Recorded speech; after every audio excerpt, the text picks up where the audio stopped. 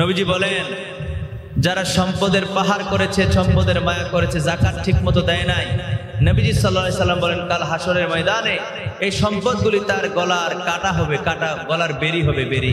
নবীজি বলতেছেন, তোমার সম্পদ যদি তুমি টিকাইতে চাও তাহলে যাকাত ঠিকমতো দাও। সুবহানাল্লাহ কর না। যাকাত না দিতে না দিতে কি হয় জানেন? আমি এমনও মানুষের লোকে দেখা হয়েছে একদিনে 3 কোটি টাকার চিকিৎসা করছে। সরি, 2 দিনে 3 কোটি টাকা গেছে তার খরচ চিকিৎসা। অনেকে সুবহানাল্লাহ কইবেন না নাউজুবিল্লাহ, আমি তো মনে করি এটা তার জন্য গজব। ওই যে অবৈধ পথে সম্পদ কামাই করছে, গেছে এমনি 2 দিনে শেষ। আপনার কি মনে হয় 3 কোটি টাকা কি সে 2 দিনে কামাই করছিল?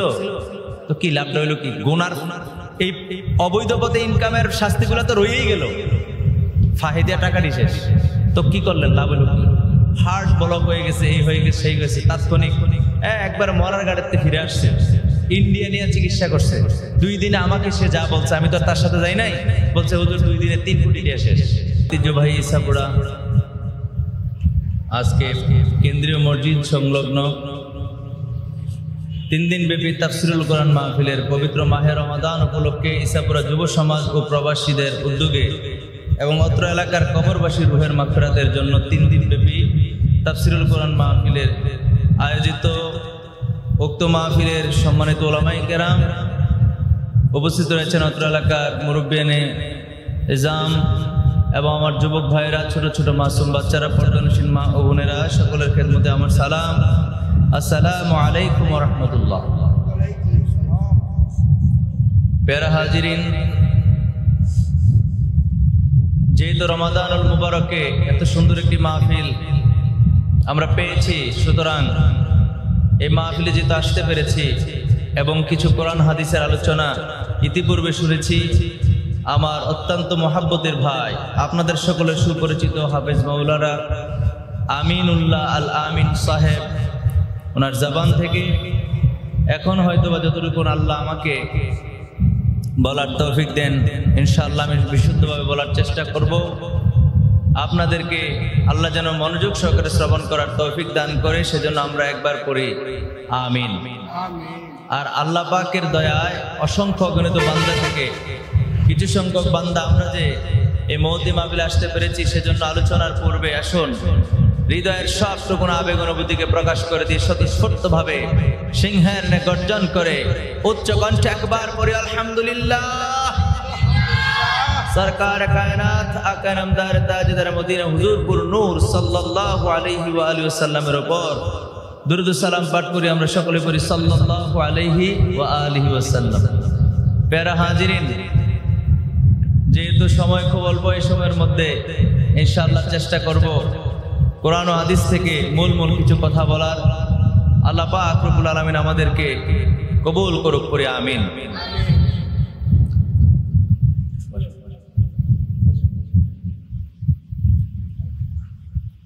পবিত্র কোরআনুল কারীম থেকে আমি একখান আয়াতে কারিমা, ছোট একটি সূরা তেলাওয়াত করেছি। সূরার নাম হলো আসর। সূরার নাম কি? সূরাতুল আসর।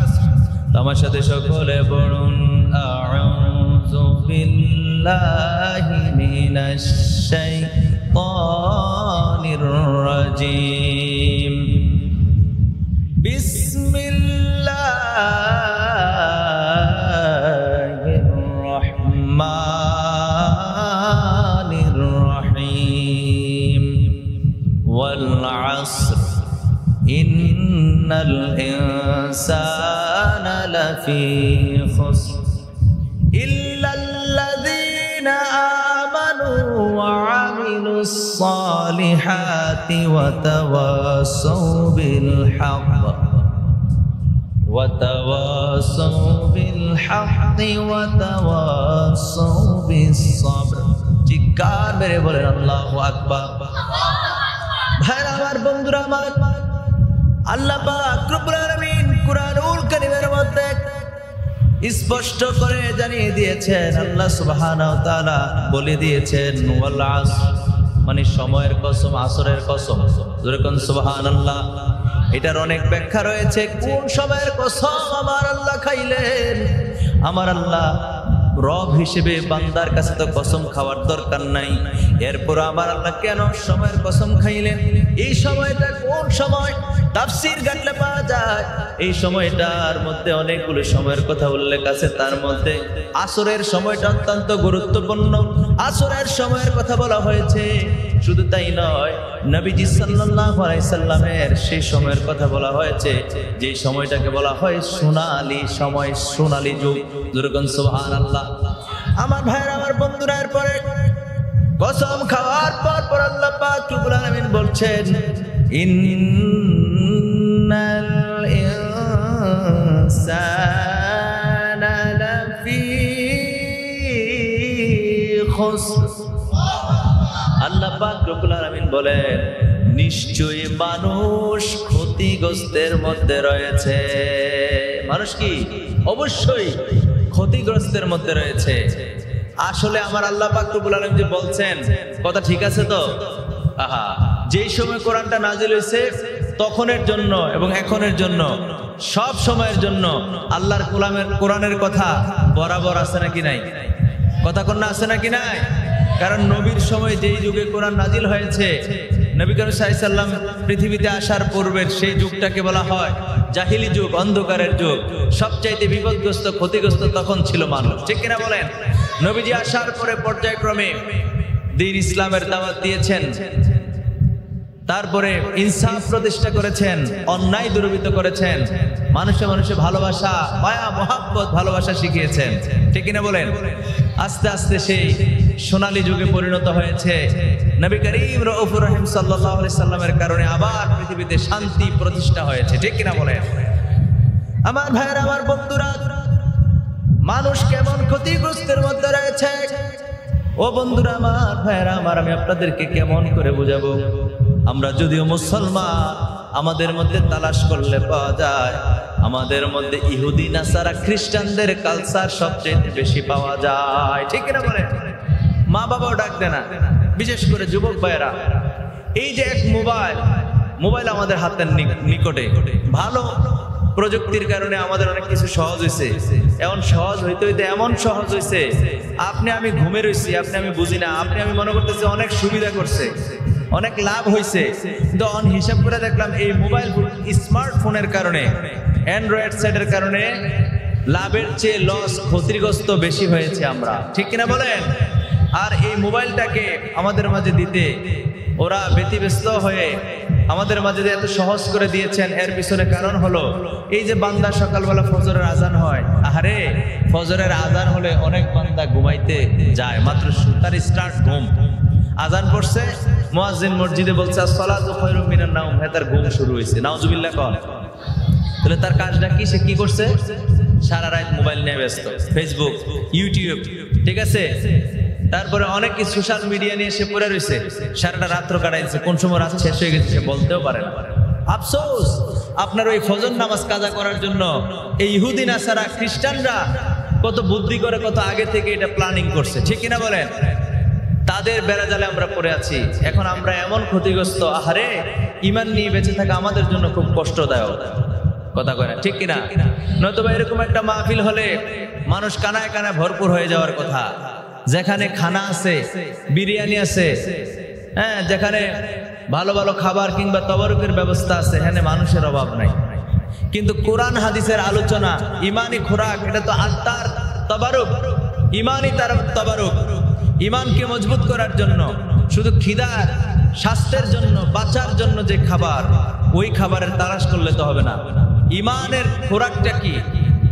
ইমানকে তো খাবার দিতে হবে, আত্মাকে তো খাবার দিতে হবে। আত্মার খাবার তো এই ভাত, তারপরে পোলাও, কুরমা, রোস্ট, বিরিয়ানি, এগুলা তো না। কথা কি বুঝতে পারছি?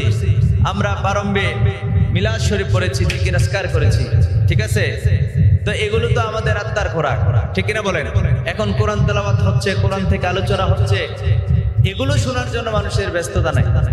তো আমরা তো অবশ্যই ক্ষতিগ্রস্তের মধ্যে আছি। আমার আল্লাহ বুঝে শুনেই বলছেন। ঠিক কিনা বলেন? ভাইরা আমার, বন্ধুরা আমার, প্রতিদিন যদি আমরা নিউজ দেখি, গত কয়েকদিন আগে দেখলাম, আহারে বাবা সারা জীবন বিদেশ করেছে, বাবার দাড়িগুলো পেকে গেছে, একমাত্র সন্তান ছেলে, যুবকরা, ছেলেরা আমার কথা শোনো, একমাত্র ছেলে সন্তান, সম্ভবত সে মেট্রিক পাস করেছে বা এই বয়সে, ঠিক আছে, মোবাইল নিয়ে সে এত ব্যস্ত রয়েছে, মোবাইল আসক্ত হয়ে গেছে, যে মোবাইলের কথা বলতেছিলাম। তো বাবা এই দৃশ্য দেখে রাগান্বিত হয়ে তাকে ধমক দিছে, ধমক দিয়ে মোবাইল কেড়ে নিছে। এখন বাবা যখন তারাবির নামাজে দাঁড়াইছে মাত্র, পেছন দিক দিয়ে ছুরি দিয়ে আঘাত করতে করতে বাবাকে মেরে ফেলেছে। আপনারা দেখেন না, আমার কথা যদি যাচাই করতে হয় আপনি ইউটিউবে গিয়ে লেখেন, এটা দেখবেন চলে আসছে। কোন জামানায় বাস করি। এখন বিষয়টা কি দাঁড়াইলো, বাবা সারা জীবন করলো বিদেশ, একটা মাত্র ছেলে, এখন ছেলে বাবারে মেরে ফেললো। এখন ছেলে কি স্বাধীন না এখন পরাধীন, কারাগারে বন্দী হয়ে গেছে না? তাহলে ছেলে গেল জেলখানায়, বাপ গেল কবরে, আর রইল মা, মা হয়ে গেল পাগল, তার পরিবারের আর কি দাম আছে? এই পর্যায়ে গেল কিভাবে? প্রশ্ন হলো ছেলেটা এই পর্যায়ে গেল কিভাবে? এটা তো একদিনে হয়ে গেছে না? আপনার কি মনে হয় একদিন হয়ে গেছে? কেউ সন্ত্রাস হলে কি একদিনে হয়? সৎসঙ্গে স্বর্গবাস, অসৎসঙ্গে সর্বনাশ। আপনার ছেলে কার সাথে মিশে সর্বনাশ করছে? আপনার ছেলে সহ পুরো পরিবার ধ্বংস হয়ে, শুধু আপনার ছেলেই না, পুরো পরিবার ধ্বংস হয়ে যাবে। সেই ছেলেটার দিকে আপনি খেয়াল রাখা দরকার না, যে ছেলেটা কোন দিকে যাচ্ছে? একদিনেই এরকম অবস্থায় যা হয় নাই। এজন্য আমি সবচেয়ে বেশি দায়ী করি মা বাবাকে। আপনার সন্তান কোন দিকে যাচ্ছে? দ্বীনি শিক্ষায় তাকে শিক্ষিত করছেন কিনা? 5 ওয়াক্ত নামাজের শিক্ষা দিচ্ছেন কিনা? শুধু মসজিদে গেলেই হবে না, সে নামাজ পড়ছে কিনা সেটাও দেখতে হবে। অনেক যুবক ভাই তারাবির নামাজের কথা বলে ঘর থেকে বের হয়ে মানুষের কাছে ডাব চুরি করে আসে না নাই? বিভিন্ন ফল ফলাদি চুরি করে আসে না নাই? আরেকজনের ঘরের গরু চুরি করে। ওই দিনকে দেখলাম তারাবির নামাজ পড়তে এসে এক ছেলে একটি 8 বছরের ছেলেকে ধর্ষণ করতে না পেরে তাকে হত্যা করেছে। এগুলো প্রতিদিনের নিউজ হয়ে গেছে আমাদের দেশে। আমি আলোচনা কোন দিকে করবো? একটি আয়াতের উপরে কথা বললে তো এই সময় শেষ হয়ে যাবে। তাহলে সর্বোপরি কথা হলো, আল্লাহ যে বলেছেন মানুষ ক্ষতিগ্রস্তের মধ্যে আছে, আসলেই আমরা আমাদের কর্মফল ভোগ করব এবং করছি। এজন্য বলবো, যারা সন্তান জন্ম দিয়েছি, যারা মা বাবা হয়েছি, অনুরোধ করবো আপনার সন্তানের দিকে আপনার মুঠে থাকতে আপনি তাকে গড়ে তোলেন।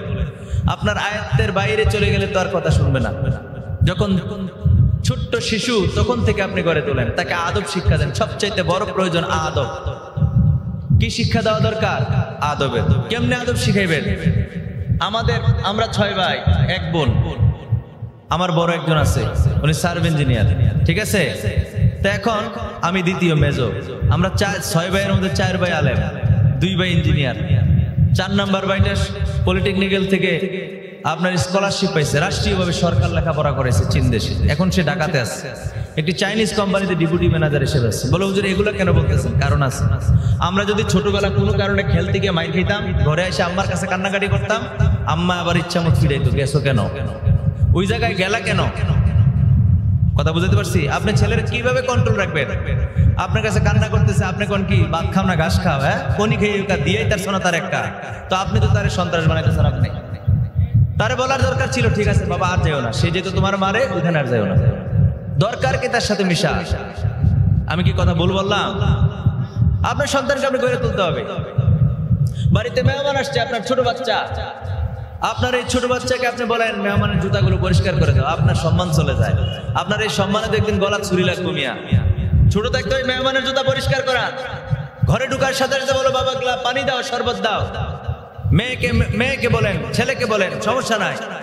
একের পর এক আদব শিক্ষা দেন। আগে সালাম দেওয়া, বিনয়ী হন। আপনি কোনো কিছু কাউকে দিবেন, নিজে না দিয়ে আপনার বাচ্চার হাত দিয়ে দেন। আপনি মরে গেলেও সন্তান বলবে আরে আমার বাবাই তো এটা করতো, আপনি মরে গেলে সেগুলা করবে। কেন বুঝেন না? জিজ্ঞেস করলে তো সবাই আমরা জান্নাত চাই, কিন্তু জান্নাতে যাওয়ার মতো কি করি? কিছুই তো করি না।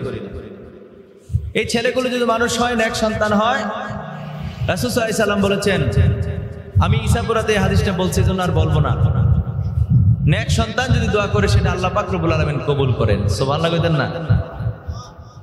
ভাইরা আমার, বন্ধুরা আমার, সেজন্য এদিকে আর আমি বলছি না। এজন্য আপনার সন্তানদেরকে আপনি মানুষ করার জন্য আপনি ব্যস্ত থাকতে হবে। আপনার মাথায় চিন্তা আসতে হবে কেমন করে মানুষ করা যায়, কেমন করে আদিব বানানো যায়, কেমন করে আমি বেয়াদব থেকে যেন আমার সন্তান বেয়াদবি থেকে যেন দূরে থাকে, এই চিন্তা আপনার মাথায় থাকতে হবে। ভাইরা আমার, বন্ধুরা আমার, এরপরের আয়াতে কারিমার মধ্যে আমরা যাই। এরপরের আয়াতে কারিমার মধ্যে আল্লাহ বলেন, ইল্লাল্লাযীনা আমানু ওয়া আমিলুস সালিহাত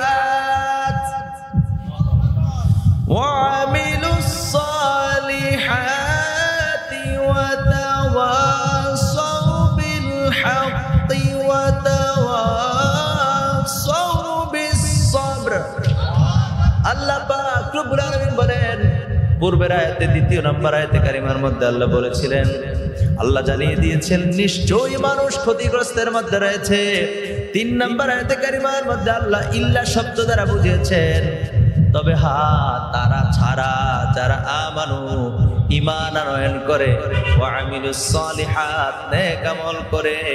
জোরে জোরে বলেন সুবহানাল্লাহ। যারা ঈমান আনার পরে নেক আমল করে বা হকের প্রতি আহ্বান, নেক আমল করে, ওয়া তাওয়াসাউ বিল হক, এবং হকের প্রতি আহ্বান করে। সুবহানাল্লাহ বলেন না? হকের আহ্বান করে, সত্যের আহ্বান করে। এখন সত্যের আহ্বান কি করবে? হ্যাঁ, মুসলমানের বাচ্চা ওযুর ফরজ জিগেলে কইতে পারে না, ওযু কেমনে করবে জানে না। এরাই তো নাস্তিক হইতেছে দিন দিন। ভাইজান, আমি ওই দিনকে দেখলাম যে এক নাস্তিক, সে 5-6 জন ছেলে একসাথে একত্রিত কইরা এই ভিডিও করতেছে আর বলতেছে যে মুহাম্মদ সাল্লাল্লাহু আলাইহি সাল্লাম এই কাজ করছে, তোমাদের নবী যদি এই কাজ করে, সে তার মতো করে বুঝাইতেছে। এখন তোমরা বলো কাজটা কি ভালো হয়েছে? নবীর বদনাম খুঁজতেছে। নাউজুবিল্লাহ কইতেন না? এখন ছেলেরা তো ওযুর ফরজে জানে না, আর নবীজি কি আসলে হ্যাঁ কি সত্য কইতেছে না মিথ্যা কইতেছে কি জানে? এই যে ছেলেরা ডাকছে জানে না। যেমন মা আয়েশা সিদ্দিকা রাদিয়াল্লাহু তাআলা আনহা 9 বছরে নবীজির কাছে, কোন কোন riwayaতের মধ্যে আছে 6 বছরে বিয়ে হয়েছে, 9 বছরে সংসার শুরু করছে। আবার এরকমও পাই যে 9 বছরে বিয়ে হয়েছে, পরবর্তীতে কয়েক বছর পরে সংসার শুরু করছে। তো 9 বছর হইলেও তো বর্তমান সময়ে বিবেচনা করলে কেমন কেমন লাগে। এখন এই বিষয়গুলো নিয়ে কিন্তু সবচেয়ে বেশি নাস্তিকরা টানা হেঁচড়া করতেছে। আপনার তো বুঝতে হবে, আমাদের দেশে এমন অনেক মহিলা আছে যে 8-9 বছর হইলে দেখা যায় যে বরফ সর হয়ে গেছে। কথা কয় না, ঠিক কিনা? এরপরে মহিলাদের মধ্যে সবচেয়ে বড় মুফাসসির, সবচেয়ে বড় মুহাদ্দিস আম্মা জান আয়েশা সিদ্দিকা রাদিয়াল্লাহু তাআলা, জোরে বলেন সুবহানাল্লাহ। এখানে এই অল্প বয়সে নবীর ঘরে যাওয়ার পেছনেতে আল্লাহ পাক রব্বুল আলামিন অন্য কারণ রেখেছেন। এগুলো ব্যাখ্যা বিশ্লেষণ করলে পাওয়া যায়, কিন্তু নাস্তিকরা না বুঝেই সমালোচনা করতেছে।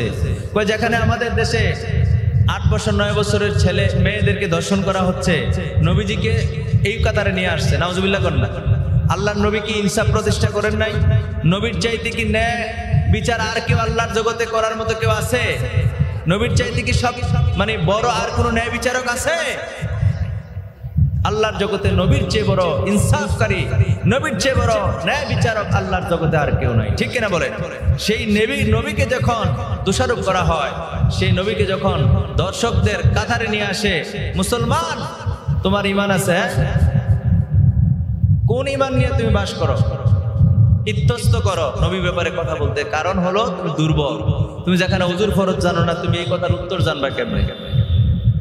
এই জন্য আমি অনুরোধ করব, আজকের এই বিশেষ করে হাফেজ ইমরান ভাই আপনাদেরকে এই মাহফিল উপহার দিয়েছে। বেচারা তো চেষ্টা করছে বিদেশের বাড়ি থেকে, উনি যে একাই করতেছে আমি সেটা বলতেছি না, আরো যুব সমাজ আছে। যুব সমাজ কর্তৃক আজকের এই কবরবাসীর স্মরণে, কবরবাসীর রুহের মাগফিরাতের জন্য আজকের যে মাহফিল করেছেন, উচিত ছিল এলাকার প্রত্যেকে আসা। আমি যদিও জানি প্রথম দিনের তাফসিরুল কোরআন মাহফিলের প্রধান বক্তা আমাকে বানিয়েছেন, প্রথম দিনে তেমন একটা মাহফিলে মানুষ হয় না, তৃতীয় দিন গিয়া মোটামুটি একটা পর্যায়ে চলে আসে। কিন্তু এরকম হবে কেন? আমাদের কালচার এমন হবে কেন? ভাইরা আমার, বন্ধুরা আমার, তাই আমি বলবো আমরা যেন সময় থাকতে বুঝি। সকালে মানুষ সুস্থ, বিকালে কিন্তু আর মানুষ সুস্থ না। বিকাল আসতে আসতে কত মানুষ, আপনি বললেন যে সকালবেলা দেখলাম ভালো, হ্যাঁ, এখন আবার কেমনে কি হলো, দুনিয়া থেকে চলে গেল। আপনি আফসোস করার কিচ্ছু নেই। তো মানুষের সাহা রোগের চাইতে আরো মৃত্যু নিকটে, মানুষের সাহা রোগের চাইতে মানুষের মৃত্যু কি আরো নিকটে, সেটা আমাদের বোঝা দরকার। তো আল্লাহ বলেন তারা ছাড়া ক্ষতিগ্রস্ত তারা নয় যারা ঈমান আনার পরে নেক আমল করে, ওয়া তাওয়াসাউ বিল হক, হকের দাওয়াত দেয়, আহ্বান করে, ওয়া তাওয়াসাউ বিস সবর, এবং ধৈর্য ধারণ করে, কিংবা ধৈর্যের সাথে হকের দাওয়াত দেয়। কথা কি বুঝাইতে পারলাম? এই জন্য ভাইরা আমার, বন্ধুরা আমার, আমাদের মধ্যে ধৈর্য আনতে হবে। ভাই ভাই মারামারি হয় না? হয় নাকি হয় না? ছেলে এবং পিতার মধ্যে ঝগড়া হয় নাকি হয় না? কেন হবে? এক মার পেটের দুই সন্তান, কিছুতে কিছু হইলে কোনো কথা নাই, দাও দিয়ে পুত দিয়ে ছুরি দিয়ে গাই দিয়ে আছে না নাই? অনেক অনেক ঘটনা। এরকম হবে কেন? সামান্য কথা খোঁজ করলে দেওয়া যায় 500, 1000, 2000 টাকা। ঠিক না? সামান্য কিছু নিয়ে ঝগড়া করে মাথা ফাটাই দিচ্ছে। আশ্চর্য, ভাইয়ের প্রতি ভাইয়ের এতটুকু দয়া হলো না, তা আপনি আল্লাহ থেকে দয়া পাবেন কেমনে? আপনি মানুষকে আর দয়া করবেন কিভাবে? খৈরুন নাসি মাইয়ানফাউন নাস, মানুষের মধ্যে সর্বোত্তম মানুষ, উত্তম মানুষ হলো সে যে অন্য মানুষের প্রতি দয়া করে। কি করে? দয়া করে। লা ইয়ারহামুল্লাহু মান লা ইয়ারহামুন নাস, নবীজি বললেন যে মানুষের প্রতি দয়া করে না, স্বয়ং আল্লাহও তার প্রতি কি করেন না? দয়া করেন না। প্যারা হাজিরিন, আর আল্লাহ পাক রব্বুল আলামিন আপনাকে আমাকে পৃথিবীর মধ্যে সবচাইতে উত্তম জাতি করে প্রেরণ করেছেন, সেটা আমার আল্লাহ পাক রব্বুল আলামিন কুরআনুল কারীমের মধ্যে সূরা আলে ইমরানের মধ্যে বলে দিয়েছেন। আমার সাথে পড়েন, বিসমিল্লাহির রহমানির রহিম। পড়েন না, বিসমিল্লাহির রহমানির রহিম। কুনতুম খায়রা উম্মাতিন উখরিজাত লিন-নাস তা'মুরুনা বিল মা'রুফ ওয়া তানহাউনা 'আনিল মুনকারি ওয়া তু'মিনুনা বিল্লাহ।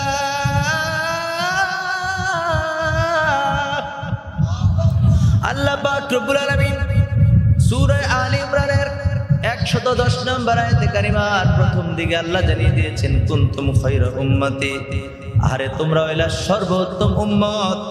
আল্লাহ পাক রব্বুল আলামিন বলেন, উখরিজাত লিন-নাস, মানুষের কল্যাণের জন্যই তোমাদেরকে প্রকাশ করা হয়েছে। জোরে জোরে কোন সুবহানাল্লাহ। তো এই মানুষের কাজ কি? আল্লাহ বলেন, তা'মুরুনা বিল মা'রুফ, এই মানুষগুলি উত্তম মানুষ হলো তারা যারা সত্যের দাওয়াত দেয়, হকের দাওয়াত দেয়, ভালো কাজের আদেশ প্রদান করে। এরপর আল্লাহ বলেন, ওয়া তানহাউনা 'আনিল মুনকার, শুধু তাই নয় যে ভালো কাজের আহ্বান করে, শুধু তাই নয়, এই জায়গার মধ্যে শেষ না, আল্লাহ পাক রব্বুল আলামিন সেটাও জানিয়ে দিলেন। আল্লাহ বলেন, খারাপ কাজের নিষেধ করে, খারাপ কাজে বাধা প্রদান করে।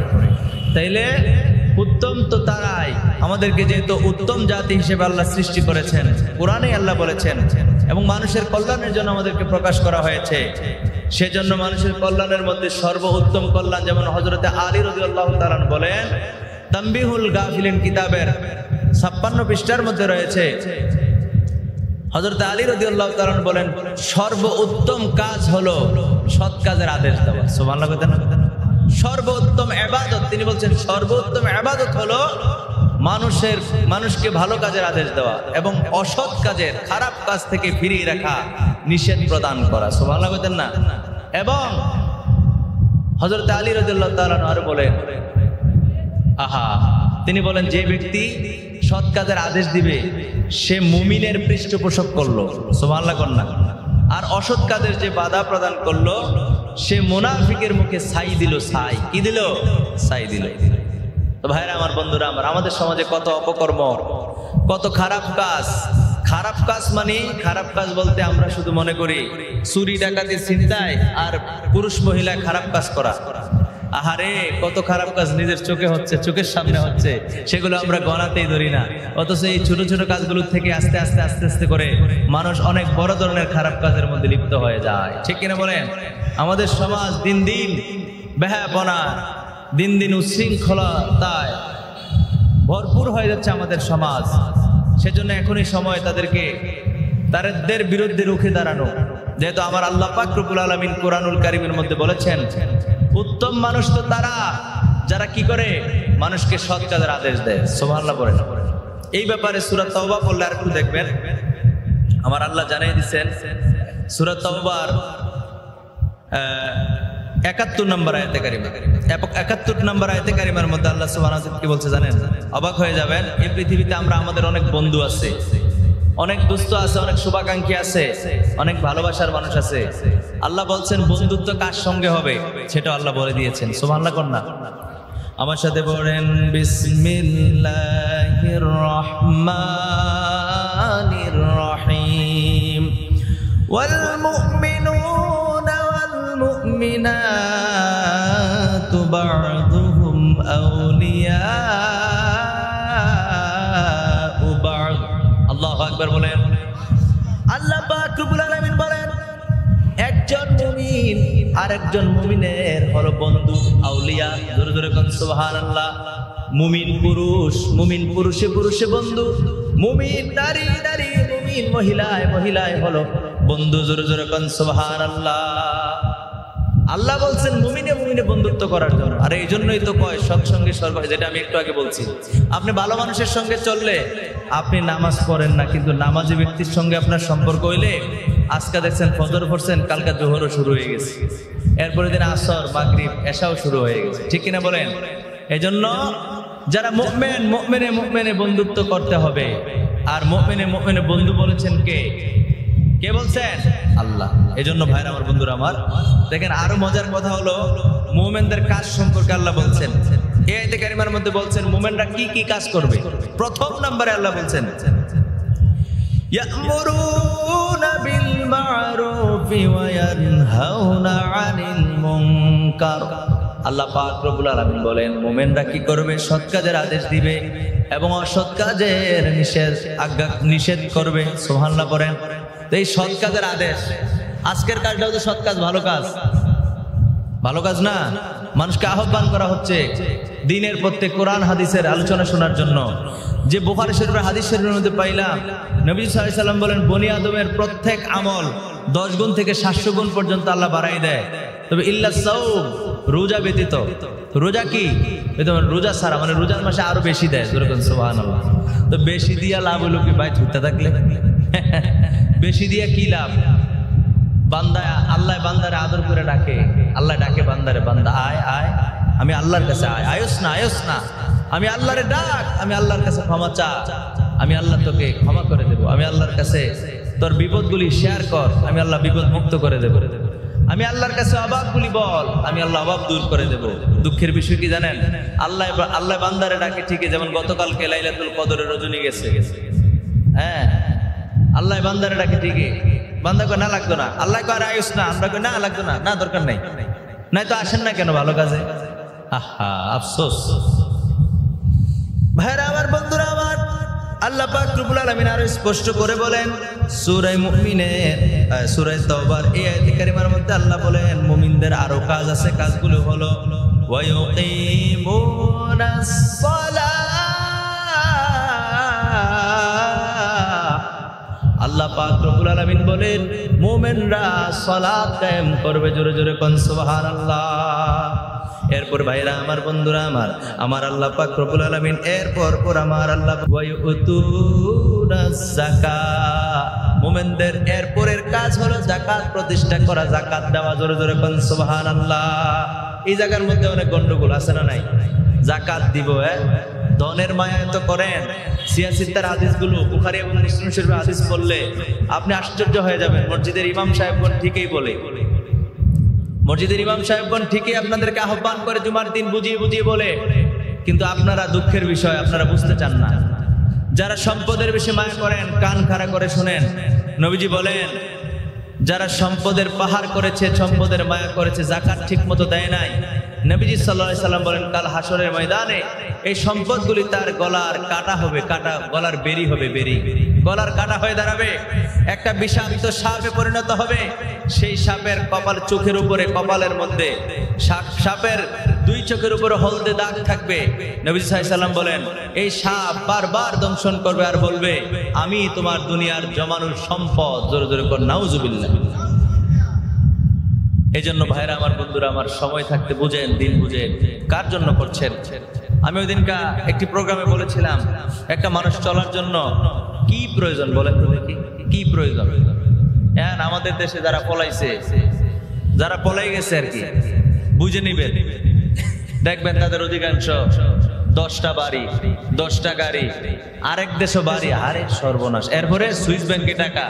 কি দরকার রে ভাই? একটা মানুষ চলার জন্য একটা গাড়ি হলে বুঝলাম যে এটা প্রয়োজন। এটা কি প্রয়োজনে? তোমার 10টা গাড়ি দিয়ে কি লাভ হয়েছে? তুমি বাইকে রয়েছ, কোন লাভ আছে? একটা গাড়ি যদি হইতো, একটা বাড়ি যদি হইতো, কথা ঠিক আছে না? কিছু টাকা যদি ব্যাংকে থাকতো তোমার জন্য না, লক্ষ লক্ষ কোটি কোটি টাকার মালিক হয়ে চলার মতো হইলে হইতো। এই তো আলেম ওলামা স্টেজে থাকলে বড় ভালো লাগে, চলার মতো হইলেই তো যথেষ্ট। আর আমার দরকার কি টাকার পাহাড় করার? দুনিয়াতেও শাস্তি পাওয়ার, পরকালেও শাস্তি পাওয়ার কি দরকার বলেন তো দেখি? এই কোটি কোটি টাকার অবৈধ পথে ইনকাম করে হালাল পথে মানুষ কখনো এত তাড়াতাড়ি কোটি কোটি টাকার মালিক হতে পারে না। ব্যবসা করলে মানুষ দিন দিন আস্তে আস্তে করে ধনী হবে, এটাই স্বাভাবিক। তো কি লাভ বলেন? এই যে আল্লাহ সুবহানাহু ওয়া তাআলা বলছেন মুমিনরা যাকাত দিবে, এদের তো যাকাতের মালের খবর নাই, কত টাকার মালিক নিজেও কইতে পারবে। আপনার সম্পদের 40 ভাগের 1 ভাগ যাকাত, এটা হিসাব করলে টাকায় হিসাব করলে 1 লক্ষ টাকায় 2,500 টাকা আসে। কয় টাকা? 2,500 টাকা আসে। তো আপনার 1 কোটি টাকা কত আসে? 2.5 লাখ। তো 1 কোটি টাকা মানে 100 লক্ষ 1 কোটি, এটা তো হিসাব সবাই জানি। তো 1 কোটি টাকার থেকে 2.5 লাখ টাকা আপনার বেশি হয়ে গেছে গা। নবীজি বলতেছেন তোমার সম্পদ যদি তুমি টিকাইতে চাও তাহলে যাকাত ঠিক মতো দাও। সুবহানাল্লাহ কর না। যাকাত না দিতে না দিতে কি হয় জানেন? আমি এমনও মানুষের লোকে দেখা হয়েছে একদিনে 3 কোটি টাকার চিকিৎসা করছে। সরি 2 দিনে 3 কোটি টাকা গেছে তার খরচ চিকিৎসা। অনেকে সুবহানাল্লাহ কইবেন না নাউজুবিল্লাহ, আমি তো মনে করি এটা তার জন্য গজব। ওই যে অবৈধ পথে সম্পদ কামাই করছে, গেছে এমনি 2 দিনে শেষ। আপনার কি মনে হয় 3 কোটি টাকা কি সে 2 দিনে কামাই করছিল? তো কি লাভটা হইলো কি? গুনার এই অবৈধ পথে ইনকামের শাস্তিগুলো তো রয়েই গেল, ফাহিদিয়া টাকারই শেষ। তো কি করলেন? লাভ হলো কি? হার্ট ব্লক হয়ে গেছে, এই হয়ে গেছে, সেই গেছে, তাৎক্ষণিক একবার মরার গাড়িতে ফিরে আসছে। ইন্ডিয়া নিয়ে চিকিৎসা করছে। 2 দিনে আমাকে সে যা বলছে, আমি তো তার সাথে যাই নাই, বলছে হুজুর 2 দিনে 3 কোটি টাকা শেষ। তো কইতে তো সহজে লাগছে, 2 সেকেন্ডও লাগছে না 3 কোটি। আমাদের মতো ছোটখাটো মৌলবীরা তো 3 কোটি টাকা 1 কোটি টাকা তো সহে দেয় নাই। বললে কি গোনা হইব? সত্য কথা। এখন আমার যদি মনে করেন যে হুজুর গরিব, তো মনে করেন না গরিব, সমস্যা কি? সত্য কথাই তো বললাম। কয়টা আলেম আছে যে কোটি কোটি টাকার মালিক? যারা বর্তমানে উপরে চলে গেছে একবার বেশি, যারা নাম শুনলে হাজার হাজার মানুষ হয়, তারা হয়তো কোটি কোটি টাকার মালিক হয়েছে। তাও কি বাজেট করে করে এমনি বিভিন্ন কারণ, আমি ওদিকে যাচ্ছি না।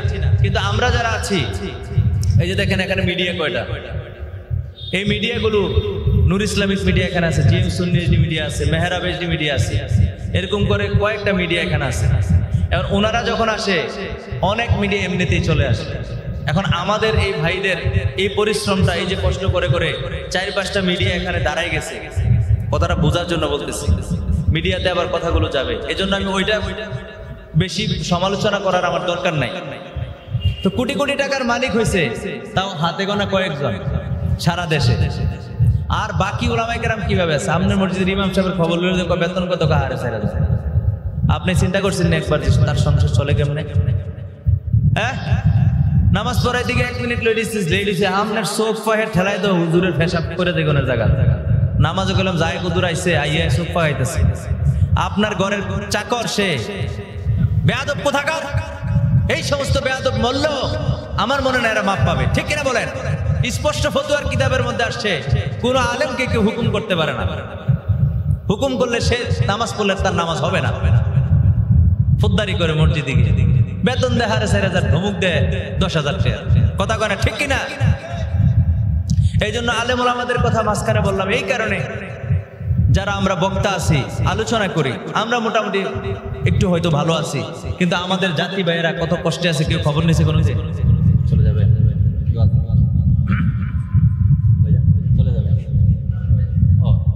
না মোনাজাত হয়ে যাবে ইনশাআল্লাহ। তো ভাইরা আমার, বন্ধুরা আমার, নির্দিষ্ট সময়ে মোনাজাত হয়ে যাবে। অসংখ্য মুবারকবাদ। আলেম ওলামারা যদি আসে স্টেজে ভালো লাগে, ঠিক কিনা বলেন? আমার ভাইরা আমার বন্ধুরা, একটু দূরে সরে পড়ি। আল্লাহুম্মা সাল্লি আলা সাইয়্যিদিনা মাওলানা মুহাম্মদ ওয়া আলা আলি সাইয়্যিদিনা মাওলানা। ভাইরা আমার, বন্ধুরা আমার, আমি যে কথাটা বলতেছিলাম এটা বলে আমি শেষের দিকে চলে যাব। আল্লাহ পাক রব্বুল আলামিন বলেন, মুমিন যারা হবে ওয়ায়ুতুনাজ যাকাত, আল্লাহ পাক রব্বুল আলামিন বলেন মুমিনরা যাকাত প্রতিষ্ঠা করে যাকাত সঠিকভাবে তারা সমাজের মধ্যে প্রতিষ্ঠা করে। জোরে জোরে কোন সুবহানাল্লাহ। আমরা আমাদের সম্পদের যথাযথ যাকাত দেওয়ার তৌফিক দান করুক। কারণ যারা গরিব দুঃখী আছে, আপনার সম্পদের মধ্যে গরিব দুঃখীদের একটা অংশ রাখছেন যিনি, তিনি কে? মনে করবেন যাকাতের টাকাটা আপনার না, এটা গরিব দুঃখীর। আল্লাহ দিয়েছে আপনার সম্পদে। আমাদের দেশে দেখা যায় যাকাত দিতে গেলে আরেক মর্মান্তিক ঘটনা। সেই ঘটনা হলো কাপড় দেয় কিংবা কোনো জিনিস যখন দেয়, মানুষের ধমুক দিয়ে ধাক্কা দিয়ে ফালাই দেয়, আছে না নাই? সিরিয়াল ধরছে, ধাক্কা দিয়ে কেটে বেড়া, তোর চাকর লাগে, হের সম্পদ নিতে এসে। আমি কোরআন হাদিস মোতাবেক বলতেছি, যাকাতের টাকাটা তোমার না, তুমি যেটা দিচ্ছ এটা তার পাওনা, তার পাওনা তাকে দিচ্ছ। এইভাবে চোখ রাঙ্গায় ধাক্কা দিয়ে ফালাই দাও। আমার ভাইয়ের, আমার বন্ধুরা, এই জন্য আমি বলবো এরকম করবেন না। নিজে মানুষ হন। মানুষ শব্দটা অত্যন্ত দামি। মানুষে মানুষে মারামারি, কাটাকাটি, হিংসা, অহংকার, জিনা, ব্যভিচার, মদ, গাঁজা, ইয়াবা, এই সমস্ত জিনিস বন্ধ করেন। কত আর করবেন? আল্লাহ মানুষকে আশরাফুল মাখলুকাত বানিয়েছে। আশরাফুল মাখলুকাতের যে মর্যাদা, মানুষের যে সম্মান, সেই সম্মান যেন আমরা ধরে রাখতে পারি। আল্লাহ যেন তৌফিক দান করে পড়েন আমিন। আয়াতের শেষের দিকে যাই, আল্লাহ সুবহানাহু ওয়া তাআলার পরে বলছেন মুমিনরা আর কি করে? আল্লাহ বলেন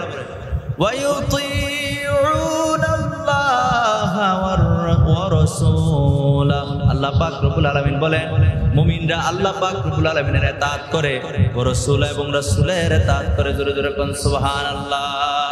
উলাইকা সায়ারহামুহুমুল্লাহ।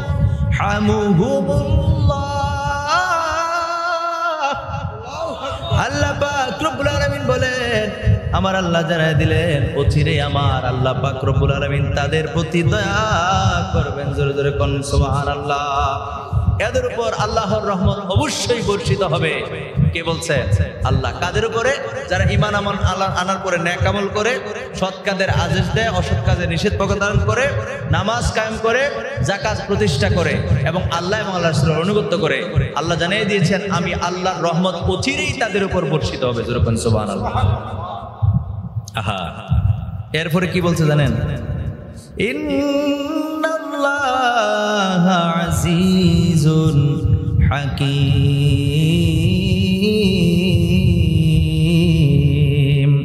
নিশ্চয় আল্লাহ পাক রব্বুল আলামিন মহা পরাক্রমশালী।